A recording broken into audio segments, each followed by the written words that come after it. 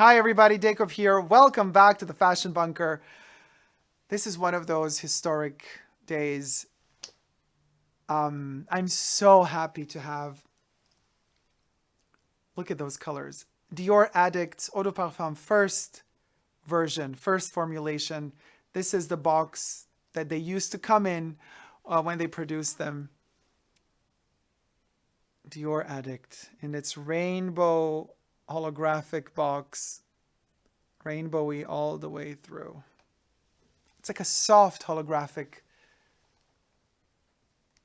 color. Just so addictive already. Just looking at it, so amazing. Unfortunately, only 20 milliliter, nothing bigger found, but we got it. And I will be reviewing it. I will also be comparing it to the formulation, the reformulation we find today in stores post 2014. Let's click it open. This is the original. Opening notes, very chemical. I mean, this is a 2011-ish batch, so 7 years old, but you know, still amazing. It has a green touch to it in the opening, but it's spicy and warm right away.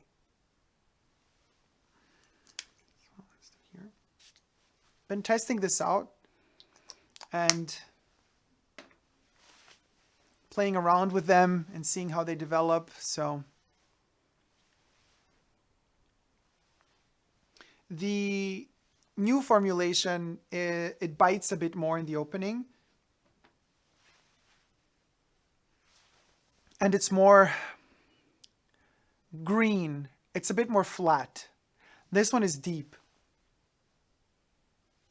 The spices there are deeper, but interestingly enough, so I think Thierry Wasser created this one in 2002. He blended it in very well. It's not overpowering. It lasts forever on the skin, but it doesn't punch you in the face so strongly as does the new Eau de Parfum.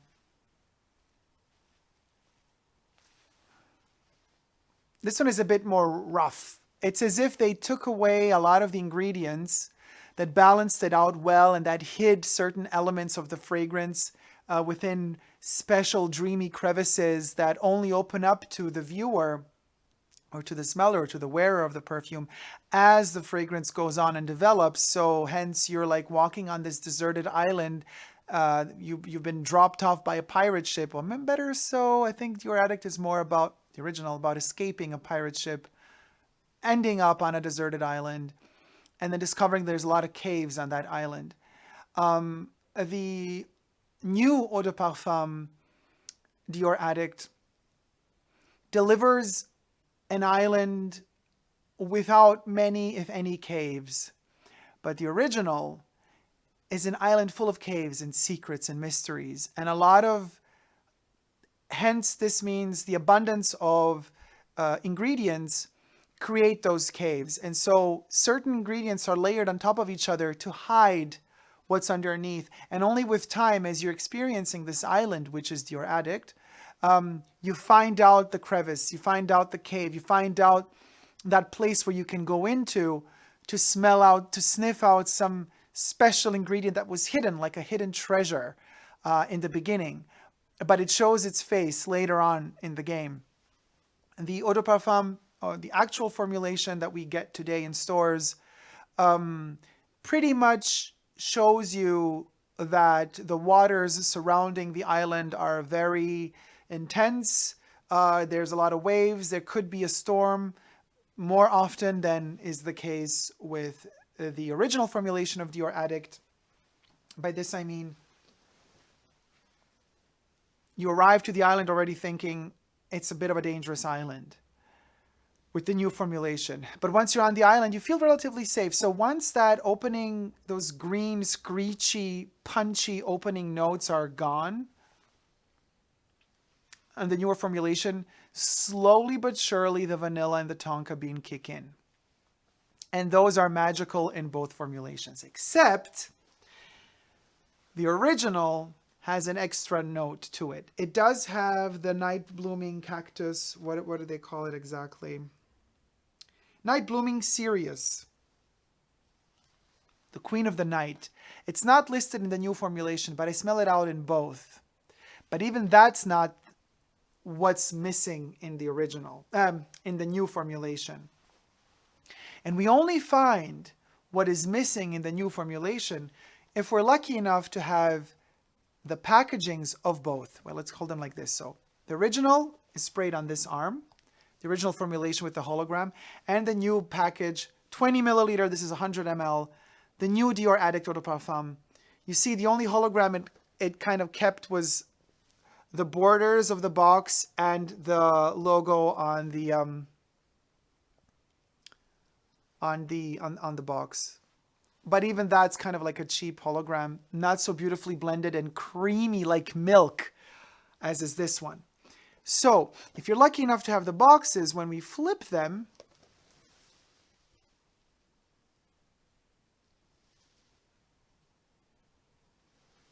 there, you've seen it. The ingredients show me something that not even almost any website that reviews these perfumes online shows. A lack of one particular ingredient. And that ingredient has been made illegal by the IFRA in its natural state. And many of you have already guessed what it is. It's the oak moss. And in fact, what does the original state? One of the essential in the heart ingredients of the perfume, Evernia prunastri, oak moss extract. It doesn't exist in this one. It's totally gone. Totally gone. Maybe there's some other chemical that's supposed to be in there instead of it, but it's gone. And this Evernia prunastri oak moss extract, not even the night blooming cereus or the queen of the night cactus is what gives it the magic. It's the oak moss. It's the oak moss, guys. That oak moss literally covers up the entire island of the original Dior ADDICT and expands. Visualize a mossy ground. It's kind of when you walk over it, it's like a sponge. It's almost soft. And there's green and gray and white hues to it. And it kind of, that softness is like a pillow. You just want to fall onto it and roll. And then all of a sudden you fall into a cave. And inside of that cave, where it's always night, you discover the night blooming cereus, the queen of the night. Every single cave has it with slight variations. One has it with a bit of a hint of vanilla there as well. Another one will have it with, what do we have here? With sandalwood. That's another one of the ingredients in there. The tonka bean, which is powerful stuff in this perfume. Then we also have the orange blossom, which is so subdued. So elegant. Very, very light. And jasmine. Of course, very important is also the blackberry. But the blackberry is a fruit that also when you taste it, if it's not ripe just yet, not ripe enough, it can be a bit acidy. But if it's ripe enough, it has almost a peppery taste to it. It's not overly sweet. It has a kind of a damp, sweet taste to it. And then dampness is as if it were covered up with a layer of creamy milk and honey. And that's what you get in here. The fragrance stays close to the skin. Like in addiction, you're hiding it from the rest of the world. But it lingers on for hours and hours and hours. Every time you re-smell yourself, it's there. It's still there. The new one is a bit more aggressive. There's less ingredients, as I said before, and it keeps punching in a certain way, pulsating in a certain way. It emanates from you, so other people are more aware of it when you're wearing it. They're more aware of your own presence when you're wearing it. Hence, it's less of an addiction because it's very much in your face. You're showing other people that you have the addiction.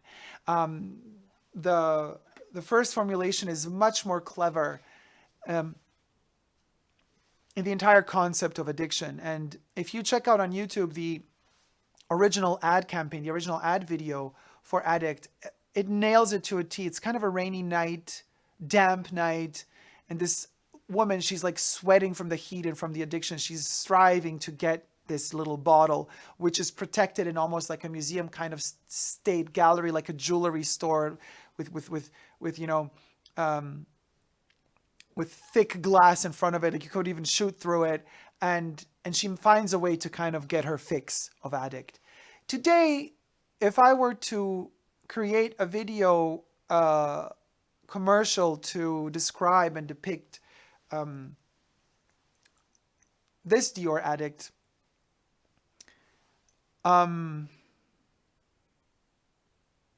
it would be really more in your face. There would be no night. We would not be hidden.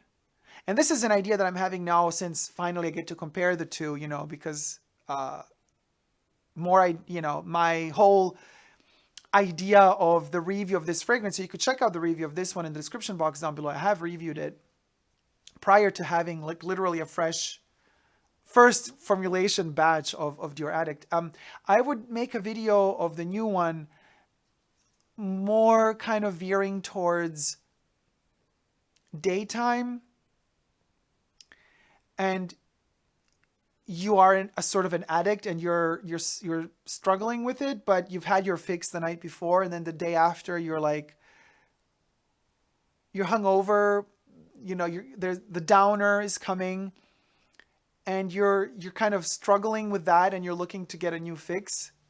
So you're not really fabulous. With this one, it's daytime. You're in the open, and people can see the dark circles around your eyes. And yes, you could say, you know, a lot of photographers and fashion ad campaigns have celebrated this thing called heroin chic, which is a horrible thing, obviously. But let's not get too politically correct here.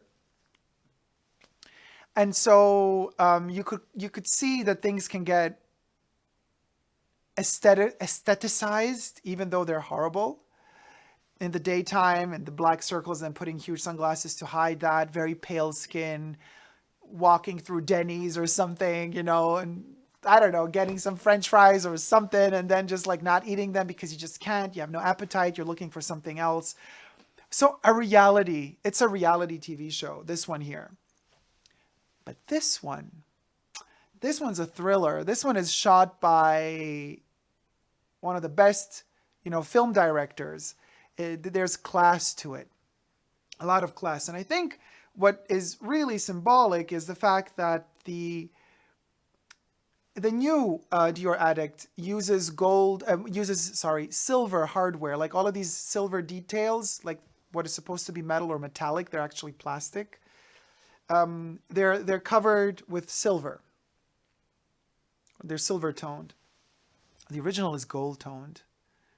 This little thing on top is gold. And what I'm also sad about is that the lid, this little nipple-y thing, the little nipple, it loses its purpose. It doesn't have any function. They just kept it for aesthetical purposes because the original had it. But it doesn't have any function. You have to lift off the lid. And then once you lift it off, this thing doesn't do anything. But if you have the original bottle, you understand why this was there. This is literally like a knob. It's like almost like it opens a door. It's like a key to open a gate to something, because this perfume is locked. You cannot spray it until you twist this little knob and you unlock the fragrance, and then you push it in, and from out here comes out the liquid. So there's no taking off the stopper. There's no entering this bottle. It's sealed off. It's more closed in itself. It's not accessible. It's a hidden addiction. This one is accessible. We open it. We see more the structure, the technique inside of it. Hence, there's less mystery. And in fact, the fragrance is also less mysterious. It's beautiful nevertheless, and I will keep purchasing it for sure, even in its new incarnation. But that oak moss in the original, really, it's like haute couture as opposed to pret-à-porter. This thing is haute couture, the little one, the original.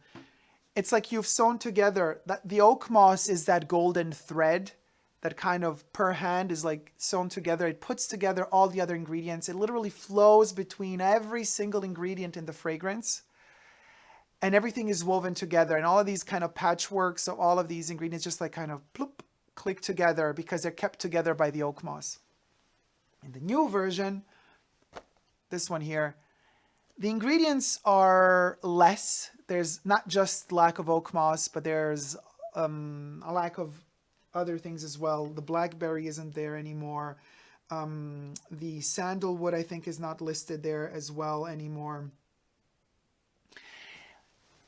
It's more watered down. It literally is more watered down. And whether or not Dior had to do that because of the new, regulations of ingredients that are allowed to be used or not in fragrances, whether or not that was the case, or because they just thought that by changing it the way that they change it, that they're going to make Addict more young and fresh. I don't think they've succeeded in making it more young and fresh because it's pungent. That's the word for it. The old version is not pungent at all. It sneaks up on you, it creeps up on you, and it lures you in to that addiction, and it keeps you locked in, but it never screams. It never makes it obvious that it's luring you in. This one is literally like, hey, come on, come here. Hey, hello, did you hear me? Come here, hello, I'm here, come here, follow me. It's a bit vulgar. This one is not vulgar. It's dangerous, because any addiction is dangerous, obviously, but it's elegant. Now, the new one, you got to give it a lot of time. The dry down is beautiful, but you need to wait over an hour till you hit that right balance between the vanilla and the tonka bean. And then you're sailing on magical, magical winds. You don't need to wait that long with the original. But you keep digging into your skin because it stays very, very close to the skin. It's so elegant. Thierry Wasser, great job. Demachi did not do a great job. I would have kept it the way it is. I don't understand why the need. Dior is a powerful fragrance house. If anybody has the power to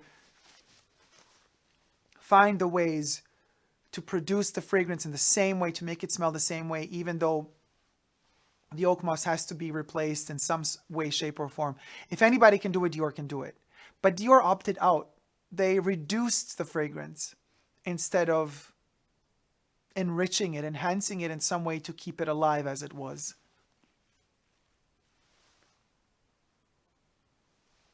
Its DNA is still there, but it's screechy. It's screechy. And you understand that screechiness opposed to the calm only if you really have both of them side by side, the original formulation and the post-2014 formulation. Only when you have them side by side, you understand how they are different. And especially when you have the original packagings and you read that word, that name, Evernia prunastri, oak moss extract, which is gone. And with it are gone our caves from that island, which is a wonderful island. Could you imagine like walking on the soft, soft earth, soil covered with the mossy green, and every time you touch it, that kind of dampness of it emanates a little bit. Then you have these fields of jasmine all over the place, and every cave has the queen of the night in it. And then from the sky, instead of sun, you have literally clouds of vanilla. Vanilla can have, the flower has that kind of yellowy tone. The clouds are that yellow vanilla tone.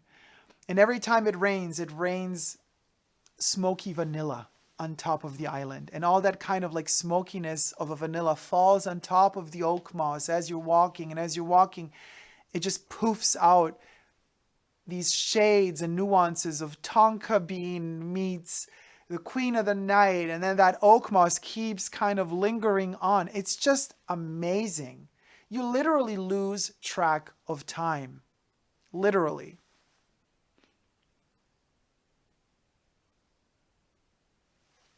And yet it's a mass released perfume. It's a mass product. So it doesn't have that extreme sophistication that a niche fragrance would have. You still sense out, even here in the original formulation, a bit of artifice. There's artificiality in there, but that's fine. Given the circumstances that it was a mass release product, they still managed to maintain an integrity of elegance that lacks in a lot of mainstream releases nowadays. So kudos to Dior for that. Kudos to Thierry Vassar for creating this majestic fragrance. And I say, why did you do what you did, Demachi, with the reformulation? It's still okay, but once you've smelled the real deal, it's hard to go back.